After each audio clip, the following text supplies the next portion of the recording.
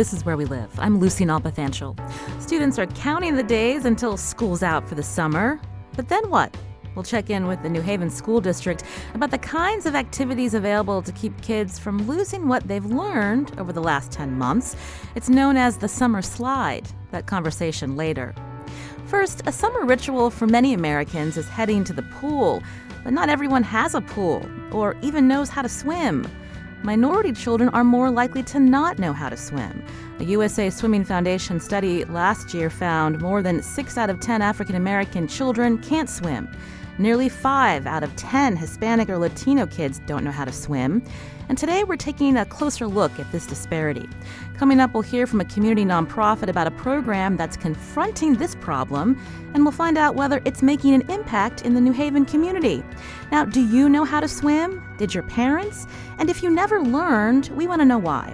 The number 860-275-7266. You can email us wherewelive@wnpr.org and find us on Facebook and Twitter @wherewelive. We also wanted to know how the history of segregation in the U.S. contributed to disparities in swimming today. And so on with us from Montana Public Radio is Jeff Wiltse, professor of history at University of Montana and author of the book Contested Waters, A Social History of Swimming Pools in America. Jeff, welcome to the show. Thanks for having me. I mentioned swimming is largely seen as a summer activity. At the same time, there are many Americans who don't know how to swim or have not very good swimming skills. The CDC, the American Academy of Pediatrics, also says drowning is the second leading cause of death among children.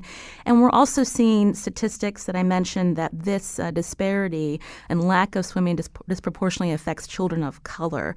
In your research, why is that? Walk us through the numbers that we see today, and then we'll learn a little bit about the history. Sure. In general, Black Americans are half as likely to know how to swim as white Americans, and Black children are about 3 times more likely to drown than white children. And so the question becomes, why is that? I mean, this is a significant disparity in both swimming and drowning rates across this social line. And studies have oftentimes focused on kind of contemporary social and cultural explanations, such as fear of water, parents not swimming, perceptions that swimming is a white sport. And so in my research, what I've done is ask the question, well, what accounts for this? I mean, what accounts for the fact that that African-American adults are less likely to swim than white adults? What accounts for the perception that swimming is a white sport? Or white activity? What accounts for the greater levels of fear generally of water among African Americans and among white Americans? And to my mind, the primary explanation for this is what's happened in the past, and that it's past discrimination in access to swimming pools, swim lessons, and swim teams, such that large numbers, a widespread part of white Americans sort of learned to swim historically during the 20th century, and parents have then passed that on to their children, whereas because of restricted access to swimming pools and swim lessons, that swimming never became as broadly common or popular among African Americans, and thus it hasn't been passed down generationally as widespread as it has among whites. Now, Jeff, in your book, you look at the history again. You mentioned the 20th century. Talk about how swimming, how it first became seen as this national pastime, and when you saw the surge of swimming pools being built. Yeah, it's worth starting out with understanding that research has shown that during the 19th century and the very early 20th century, that people of African ancestry throughout the Americas were more accomplished swimmers than people of European ancestry. And so that people of European ancestry becoming more accomplished swimmers is a relatively recent phenomenon. And it's really something that developed during the 20th century as a consequence of the building of swimming pools and access to those swimming pools.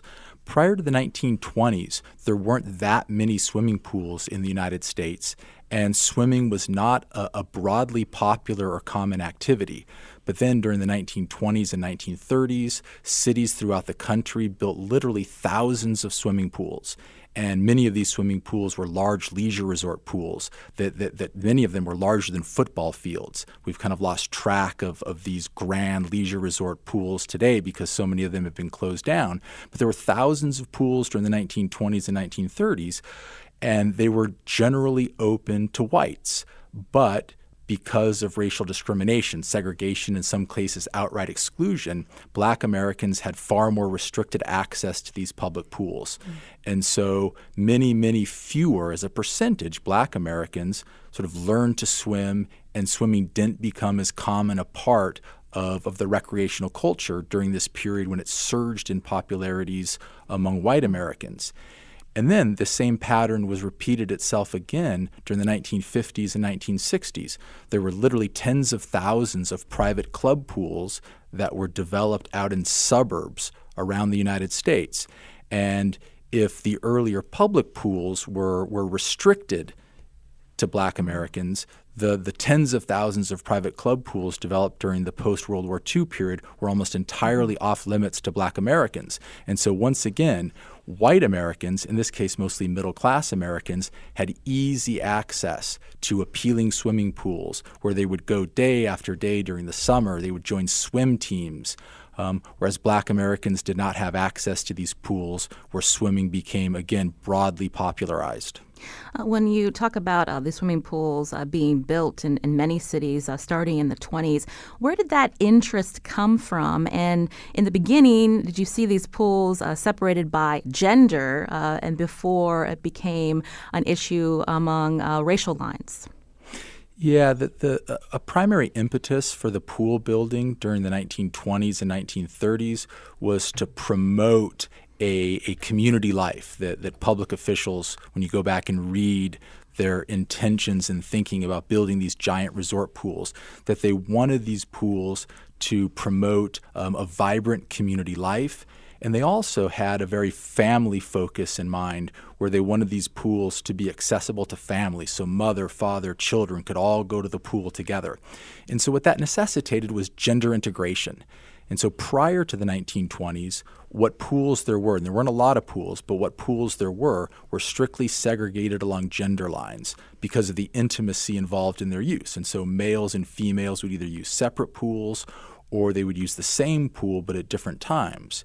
But during the 1920s, as city officials wanted to promote a vibrant community life, wanted to promote family sociability, they then gender integrated the pools so families could go together and swim together. And that's the point at which, at least in the North and also in border state cities like St. Louis and Washington, D.C. and Baltimore, that they imposed racial segregation. And so prior to gender integration, Blacks and whites swam together. I mean, in my research in New York, in Boston, Pittsburgh, Chicago, lots and lots of cities, I found that prior to gender integration, Blacks and whites swam together.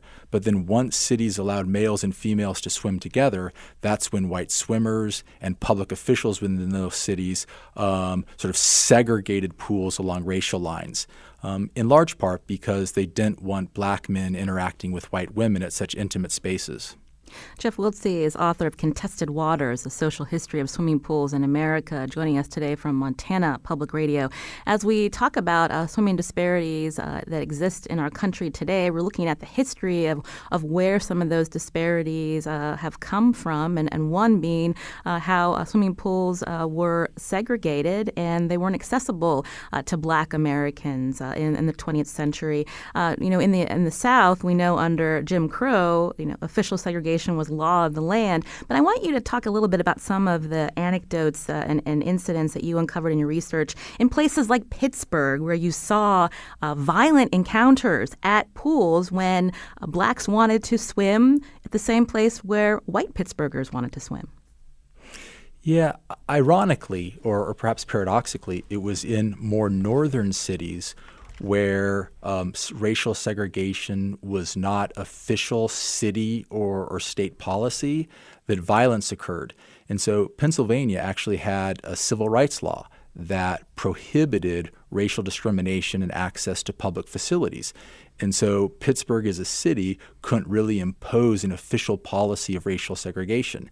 And yet, in 1931, when it opened a gigantic outdoor pool in Highland Park, this was the first pool that was gender integrated. And so previously, there's good evidence from the Pittsburgh Courier, the African-American newspaper in Pittsburgh, that blacks and whites swam together at the gender segregated pools with little problem. But then in 1931, Pittsburgh opens a giant outdoor pool and allows males and females to use it together, but they could not impose an official policy of racial segregation. And so they effectively left it to white swimmers who would literally attack any black swimmers that came to use the pool. And typically this was young African-American men, teenagers, 15, 16, 17 years old, who would come to this pool, this giant pool. There'd be hundreds, in some cases thousands of white swimmers there who would intimidate them, but if they persisted and entered the pool, they would be punched and dunked under the water and kicked. And that this was the means, intimidation and violence, that was used to impose de facto segregation at these pools. Eventually, courts ruled that you couldn't segregate and keep people away from using these pools if they weren't white. And so then what did we see happen in the 50s and 60s, Jeff? Racial desegregation of public pools began in the late 1940s. And then really continued to the 1960s. And so it began in some northern cities in the late 1940s. And then by the mid-1950s, most public pools in the north had been racially desegregated. And then that shifts to the south during the early 1960s. And the response was in the south very blatant, that in the southern United States, cities just closed pools. Closed all their public pools rather than allow mixed race use. And so in many southern cities, in many areas of the South, there were literally no public pools after racial desegregation because cities just simply closed them down. In the North, the response was more nuanced. That typically what happened in the North is when a pool that had previously been for whites only became racially desegregated and black swimmers started to use it, that white swimmers in mass abandoned it. Mm-hmm. I found in case after case after case that white attendance at a pool that had become racially desegregated would drop by 90 or 95% when black swimmers started using it. And so overall usage of many of these pools, especially these large resort pools that I talked about previously, that they started to attract relatively few swimmers. And so cities stop investing money in them and maintaining them. And so over time, very quickly actually, over the course in many cases of just a few years, the pools became dilapidated. They required significant maintenance, and cities simply refused to pay the costs of maintaining them or rebuilding them, and so ended up closing them down. And so what happens during the 1960s and 70s in particular is a mass wave of pool closings, public pool closings, which again, so African Americans and other people of color get access to pools in the wake of desegregation, but on the heels then of that access, many of these pools get shut down, which again reinforces their restricted access as whites are able generally to swim at private pools. So when you see these pools closing, lack of access to Black Americans to even be at a pool or learn how to swim, so this then led into this lack of culture of swimming, where you had generations who never learned to swim, so it wasn't something that they then tried to get their children to learn? Exactly. That's how I understand it. I mean, that's how I explain it. And to me, the important idea is that I think for many people, they think that what happened in the past is in the past, and it doesn't directly influence what's happening today. And that's certainly not the case here, that the past discrimination continues to shape swimming and drowning rates today, precisely because swimming is essentially a cultural practice. or it's a cultural habit. And you can think about it in generational terms, that if you grow up going to a pool and it's an important part of your upbringing, you then tend to pass that along or create those same opportunities for your children.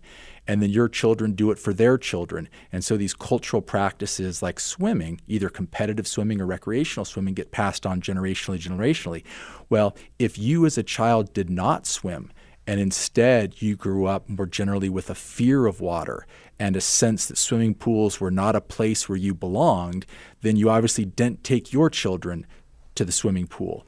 And then that fear of water or that sense of not belonging at a pool gets passed down from generationally to generationally. And that's what we find among many Black families. This is Where We Live. Again, today we're looking at swimming culture and disparities where there are minority children who don't know how to swim compared to white children. When we're talking about how this leads to some outcomes and stories we're seeing today, Jeff, there was that highly publicized case in Louisiana back in 2010 known as the Red River tragedy. You've also written about this. Tell our listeners briefly what happened there. Yeah, it's a tragic story that highlights the disparities that we're talking about, which is one young African-American man, a teenager, waded out into the Rouge River in Louisiana and essentially stepped off a ledge where we went into deep water that was over his head, and he couldn't swim. And so he started flailing about and saying, "Help me, help me, help me."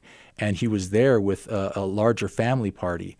And several of his cousins sort of rushed out just instinctively to try to save them. And they went off this ledge as well into deep water, and none of them could swim. And the adults were standing along the shoreline watching their children drown, but they couldn't do anything to help because they couldn't swim either. And finally, someone from afar heard the screaming, came and ran, jumped into the water, and pulled one of the children out. And it was the original young man who was the original one to start drowning. But then all of his, or the cousins of his that went in to save him, drowned. And I can't remember the exact number, but I think it was 6 or 7 young African Americans drowned because no one within this larger family knew how to swim. Today, when we look at neighborhoods and cities, there aren't a lot of community pools anymore. And after the recession, Jeff, have we seen even municipalities taking an interest in trying to spend the money to have this pool in their neighborhoods, so to increase access for all children, not just the children who have families that can afford swim lessons or a membership to a private club? My sense, and this is mostly anecdotal, is that there has been a resurgence of funding for public water recreation over maybe the last 10 years or so, coming out of the so-called Great Recession. Now, what's different from the past is that a lot of these facilities are water parks where they're not traditional swimming pools, but they are like lily pads and sprays, and you'd maybe wade out to your waist or to your knees.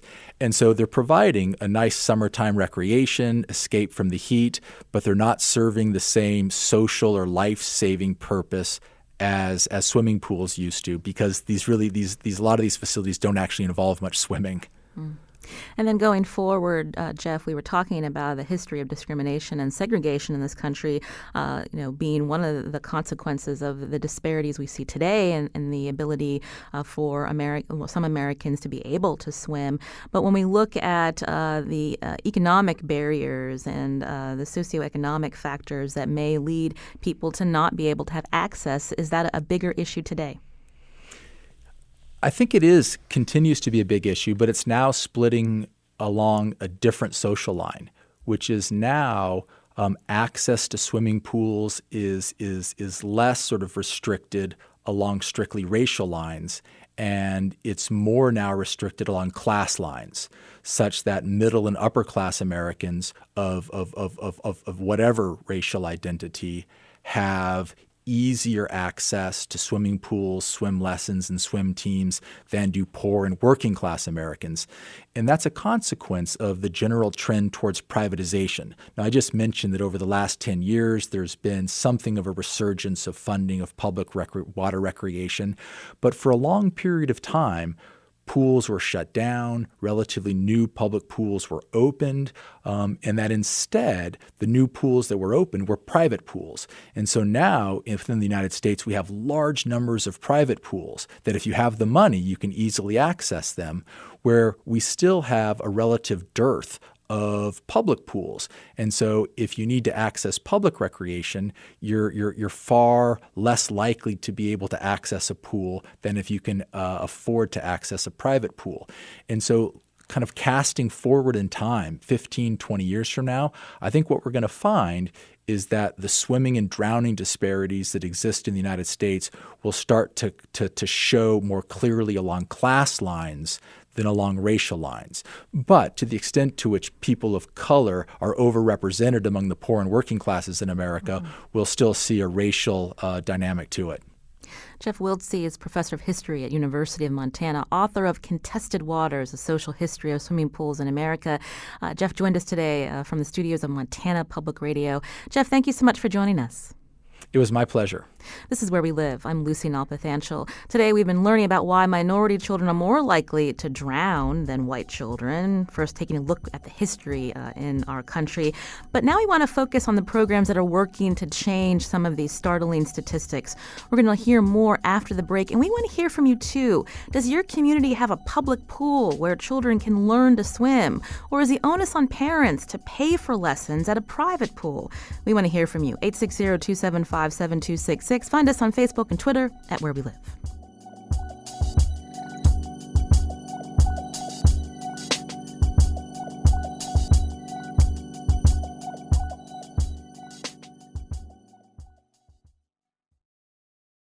This is Where We Live. I'm Lucy Nalpathanchel. We just heard from historian Jeff Wiltse about why segregation at pools in the United States is one of the reasons that's led to disparities in swimming ability among African Americans. Now, there are programs working to confront this problem to help all children learn to swim. LEAP in New Haven is one of them. Joining us now by phone, Henry Fernandez, Executive Director of LEAP in New Haven. Henry, welcome to the show. Oh, great to be here, Lucy. So tell me a little bit about LEAP and specifically what kind of swimming programs do you have there for children and families in New Haven? Absolutely. So we teach about 300 kids to swim every year for free.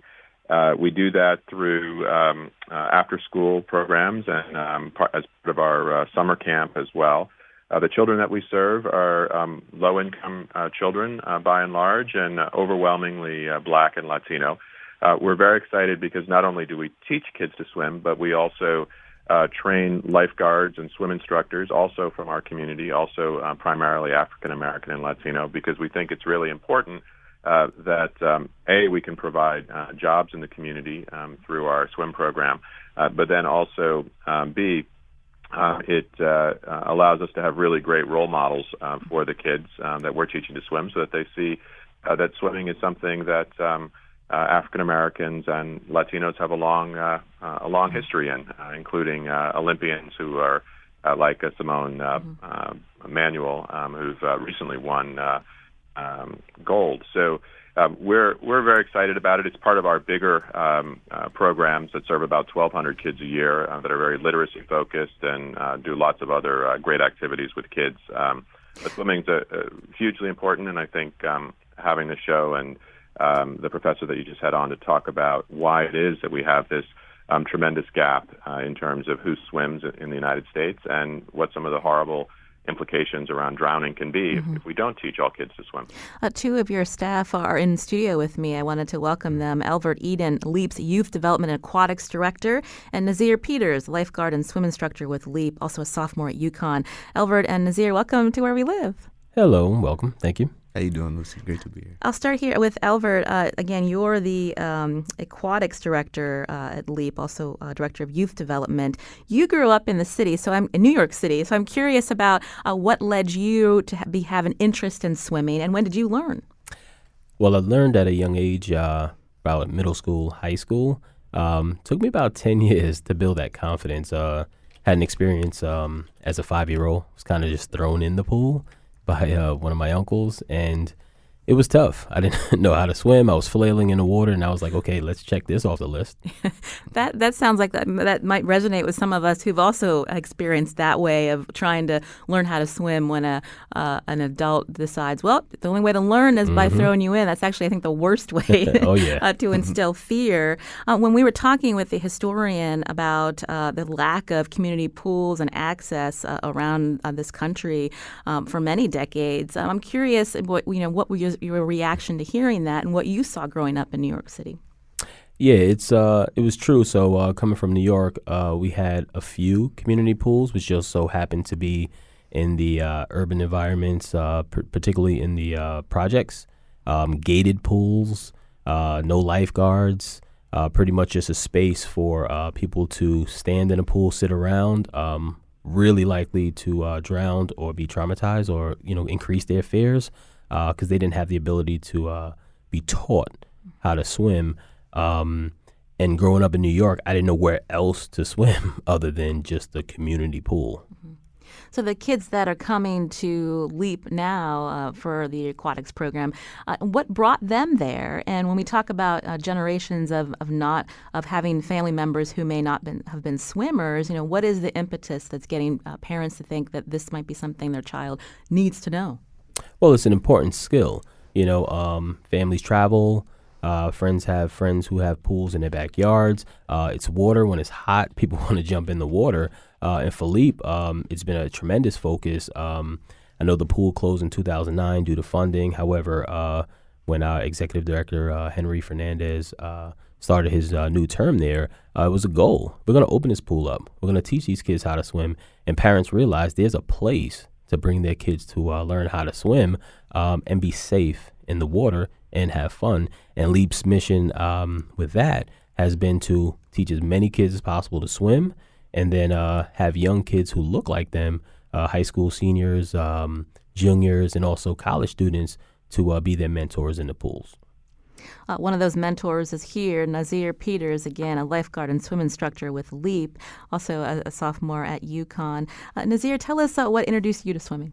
Well, actually, I started off swimming at a very young age at Conti West Hills Magnet School, and we had a pool there. I was taught how to swim, and about at the age of 14, 15, I was LIT at LEAP, and I was taught by one of the lifeguards there, head lifeguard actually, Devin Perez, and he actually perfected the skills that I thought I learned in middle school, which ultimately made me a better swimmer than who I am today. So talk a little bit more about that, because you said that you learned to swim earlier, but then you really got skills to be a strong swimmer. Now you're a lifeguard. I think that's interesting because I think a question that some parents have is when they sign their kids up for swimming, they learn basic swimming, and then it's, how long should you keep going with those lessons? I'm just curious, when you talk about learning to be a better swimmer, what was it about your mentor that helped you do that? It was a process, really. It was a long, long road, kind of.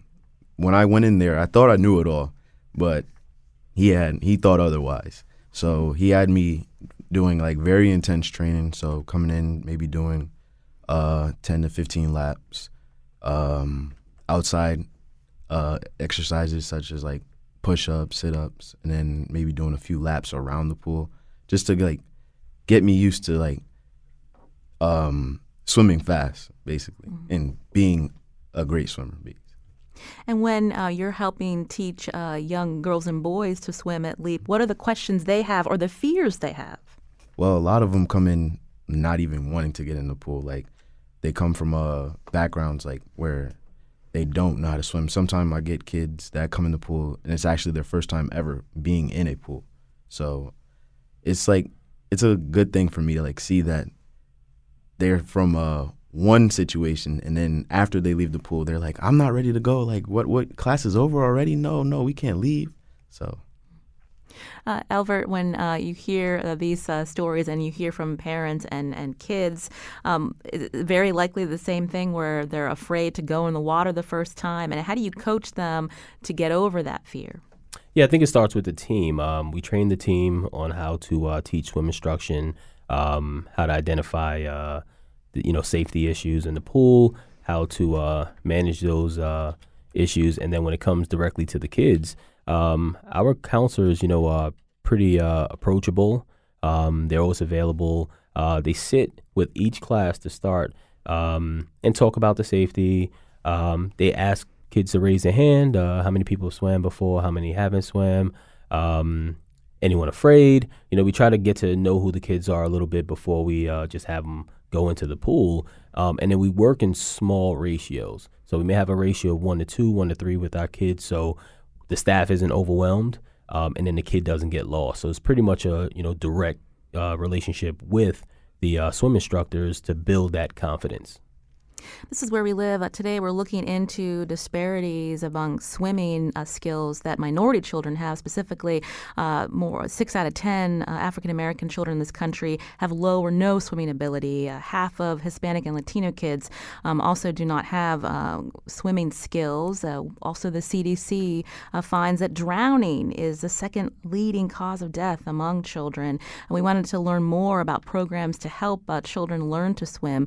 We're learning about LEAP today in New Haven. With us on the phone is Henry Fernandez, Executive Director of LEAP New Haven. I wanted to learn more, Henry, before we take some calls on access to pools. Elvert mentioned that at one point there was a pool that was closed. You were able to reopen it. But if we're looking at the city of New Haven, where are the pools? And again, if families don't have, enough income to pay for lessons, your organization allows children to learn to swim for free. But I'm just curious about access. If you guys weren't there, where would they go?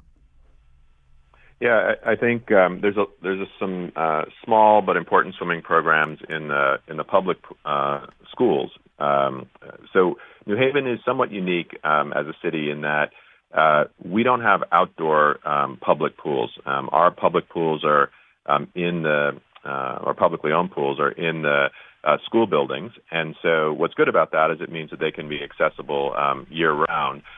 What's unfortunate about that is if you are going to a school that either doesn't have a pool or has a pool but doesn't have swim instruction, you don't have access to actually learning to swim. So the pools then become open for free swim during the summer and paid lessons year round. So for us, our children, 85% of the children that we work with receive free or reduced lunch, which is a key indicator of poverty. And so paying for swimming pools, paying for access to swimming pools or paying for lessons is out of reach for most of the families that we work with if they had to pay. There are private pools. There's certainly Yale University, and they have paid instruction. But generally it's only open to people who are affiliated with the university. And then we have a lawn club in town that has a beautiful pool as well, and that obviously is only open to members of the club, which is quite expensive. So all the things that your first speaker, the professor, talked about really rang true. The thing I would say, too, is I think Elvert does a really amazing job working with parents because, as the professor said, there's a lot of negative experiences with pools and simply that a lot of parents don't know how to swim, and so they're not passing that onto their kids unless they have access to a program like LEAP.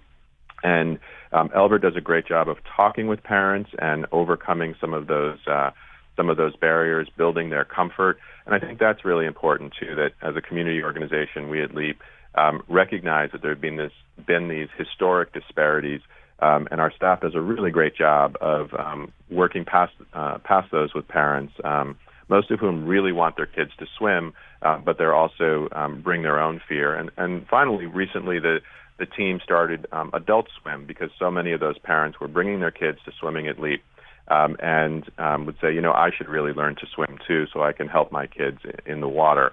And so we've begun Adult Swim classes at night as well. Elvert, how are those Adult Swim classes going? They're great, and they're beginners, just like their children. The fear is real. They're a little intimidated by the deeper end of our pool, but we let them know it's just a process. It's going to take you coming for several swim sessions to build that confidence. But they have fun. And I guess the great part is they're not swimming with their kids. So all of their attention is focused in learning the instruction piece. Before we take a call, I just wanted to ask, Henry mentioned that, Elver, you hear from parents about their own negative experiences with the water. Can you give us an example of what a parent has told you about why they may never have learned to swim? Well, I definitely have one parent that comes to mind. They lost a relative swimming, and actually one of the kids actually knew that their cousin had passed away from drowning. And they already had that trauma. The kid didn't want to swim, didn't agree with the parents signing him up. But mom was like, look here, we know firsthand the effects of not knowing how to swim, and we need to learn how to swim. And the key word she said was we.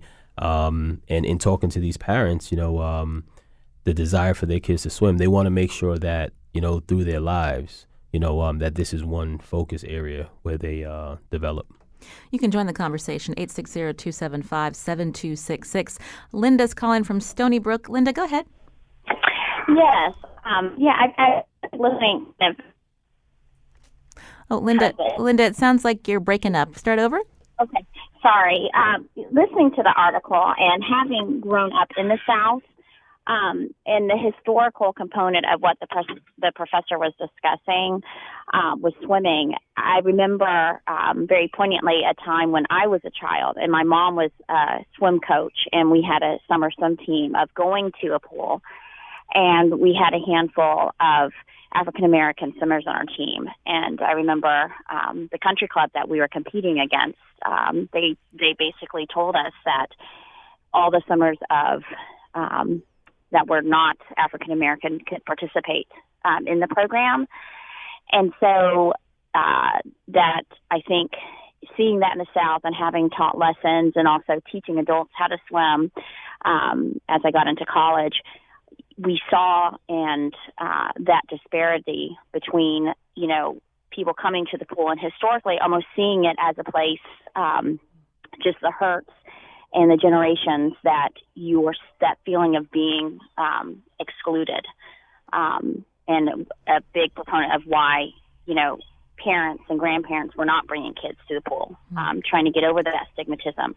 I think up here, what I've seen is you don't see that as much up in the North and up here in New York, which has been a really good thing. I do see in the South that communities are pushing because that dialogue has been there for a long time. And so that is very encouraging, access to more community pools and community programs to try to lessen that gap. Well, Linda, thank you for your call. We did reach out to historian Stacy Close in Connecticut because we were curious, too, about, we hear so often about segregation in the South. We heard from author and professor Jeff Wildsey that segregation was just as bad in the North, and especially when we look at access to swimming pools.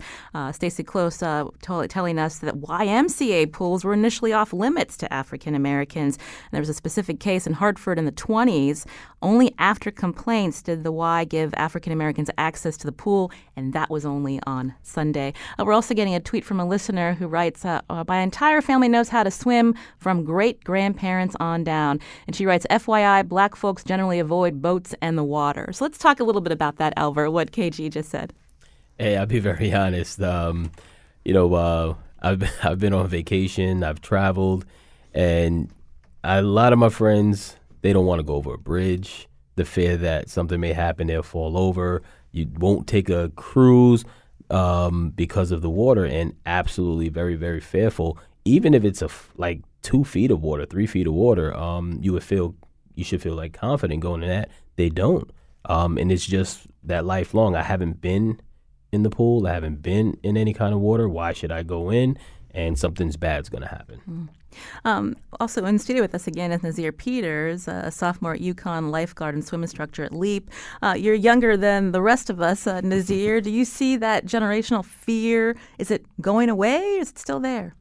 I could say I see it, but when we teach our adults, I can definitely see that fear going away from experience with teaching adults. And Henry, before we head to break, we should mention that you receive grants to help with these programs, specifically from USA Swimming Foundation, also the Community Foundation Fund. Can you talk about those two streams that help you do the work that you're doing? Absolutely. So USA Swimming's been a great partner for a couple of years now, and actually helped train some of our lifeguards and swim instructors at kind of the next more advanced level as we consider maybe starting a swim team. And the Community Foundation has been particularly helpful in supporting our work with girls, particularly girls of color, in helping them to swim. And there's some unique issues that develop with, particularly with African American girls, around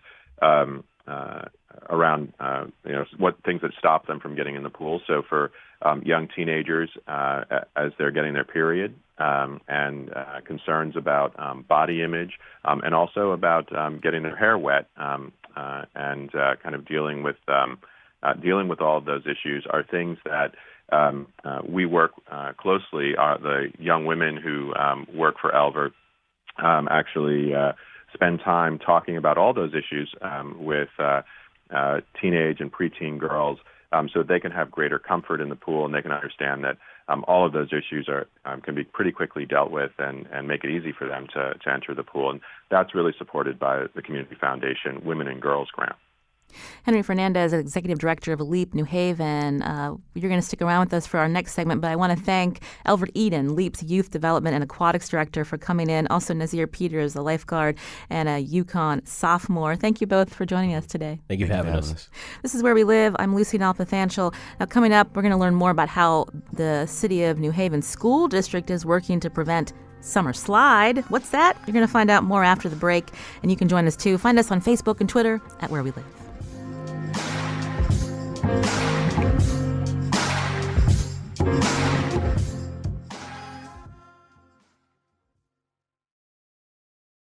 This is Where We Live. I'm Lucy Nalpathanchel.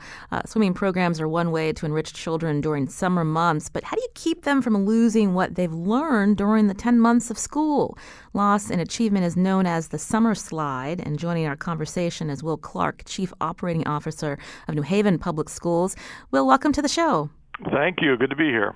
So some of our listeners may have heard this term summer slide, others maybe not. So talk a little bit about what this means exactly. Well, essentially the summer slide is the absence of education for a couple of months in the summer, and the issue where the kids are not repeating the skills that they're learning in the classroom on a daily basis for the 10 months of the school year, and with getting out of that practice and repetition that they may regress over the period of the summer and then come back in the fall maybe a little bit further behind than when they left in June, and thus the first part of the school year is more catch-up and perhaps some lost time to then get back to where they were.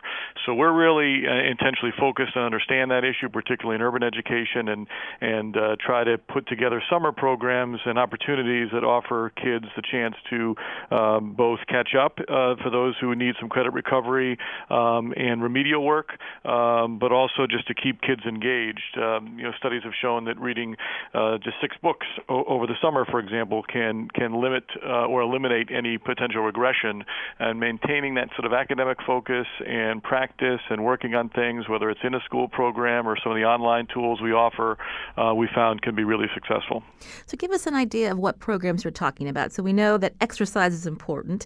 Also, you want to see them continue to read, but also being able to feed the children who rely on free and reduced lunch during the year. Right. Those are great points, because for us, we have a big food insecurity issue, a big hunger issue here in New Haven and in most urban areas. We're very proud, working with Congresswoman DeLauro and End Hunger and the state of Connecticut and many other partners here locally, to have the largest summer feeding program in the state of Connecticut. We service sites, 80-plus sites. That includes food sites, but we've also expanded to a food truck and food buses, believe it or not, with our bus company that delivers meals to parks and places where kids are gathering. So we realize we can't just count on them coming to us. We've got to go to them as well. So we're very proud of expanding those efforts for breakfast, lunch, and now suppers, and also working with other partners to have food pantries at some of these locations as well. So we're feeding an 18 and under population with the way the summer meal program works, but then our partners at the food bank can offer opportunities for families and adults to get food as well. So kids can eat, adults can take some food home to make nutritional meals, and it kind of creates a nice win-win. That's something that's been worked on with our Food Policy Council and our Food Service Department and our Wellness Committee that we're really proud of. But to your point on the athletics, and I was listening into Henry and the work that LEAP has done, we also know that kids need a break too, right? And, just more school is not the first thing on their list of things to do in the summer. So we do try to package together with other partners, Police Athletic League, PAL, Schooner works and gets kids out on the water in a program, the Land Trust, Common Ground, a number of other partners that are doing a variety of camps. Our Parks Department has a number of camps. So we have some that we can partner with, or we're doing some instruction during the morning, but then there's opportunities for the kids in the afternoon to do field trips and get outside and get their hands dirty and have some fun and open pools and things like that. So we're very cognizant of the need to service the whole child. So we want to make sure we're focused on reading and math and science opportunities, but also making it fun and having the opportunity for the kids to engage in free play as well as some organized and structured play. And one last one I'll just mention is that we do have expanded into very focused areas. So it's not just remedial, but higher end coding, math, and other programs that kids can sign up for based upon their academic standing. And so we go from, on the one hand, helping with remedial and credit recovery support, to the other hand, building robots and engaging in higher-end math skills and things to really cultivate those students' coding and computers that are pushing for that next level as well. Will Clark is Chief Operating Officer of New Haven Public Schools. Henry Fernandez is also with us, Executive Director of LEAP in New Haven. This is, again, a nonprofit organization that supports some of these programs to help children retain some of what they've learned during the school year. But also, it's important to have fun, Henry, and not all kids have parents that can send them to summer camp. Tell us a little bit about some of the fun programs that LEAP is working on with New Haven kids. Absolutely, and I'd be remiss if I didn't point out, too, that we couldn't run our summer programs without just an amazing partnership with Will and the New Haven Public Schools, both because they provide 5 school buildings for us, that we have about 100 kids at each of those school buildings, and then Will mentioned the feeding program, and we're a feeding site ourselves at our community center, and then our kids make use of the feeding program when they're on field trips, but also in the schools. So we run a literacy program very much focused on what Will talked about, making sure that kids are reading every day. And so our morning summer camp, the mornings of our summer camp, our camp runs from 8 to 4 every day. The mornings are focused on literacy. We have a whole bunch of activities that college and high school students do with younger kids. And then the afternoons are focused on things like swimming. We do a lot of overnight camping with kids. We have a great project with the Peabody Museum at Yale around teaching natural sciences to kids. We visit all the museums. We do the New Haven Public Library has been a great resource. We get our kids all around the city to all the amazing activities that are in the city through a wonderful partnership with the State Department of Transportation. But the key thing here is that we want kids to not think of the summer as school. So while we sneak in a lot of literacy work and make sure that they read about 12 books on average during the summer, but in addition, having all these fun athletics and artistic and exploratory activities is really important, whether your kid's in a program like LEAP or just if you're trying to figure out what your kid should do during the summer. A lot of things that they can't do, they just don't have the time to explore during the school year. I want to thank Henry Fernandez, Executive Director of LEAP in New Haven. Thanks a lot, Henry. Thank you very also, much. Thanks for having us. Thanks to Will Clark, Chief Operating Officer of New Haven Public Schools. I'm Lucy Nalpathanchel. It's been 2 years since I began hosting Where We Live. I couldn't do it without a great team. Lydia Brown, Carmen Baskoff, and Kyone Wolf. And you, the listener, thanks so much for joining us 4 days a week and listening to our podcast. Thanks again, and have a great weekend.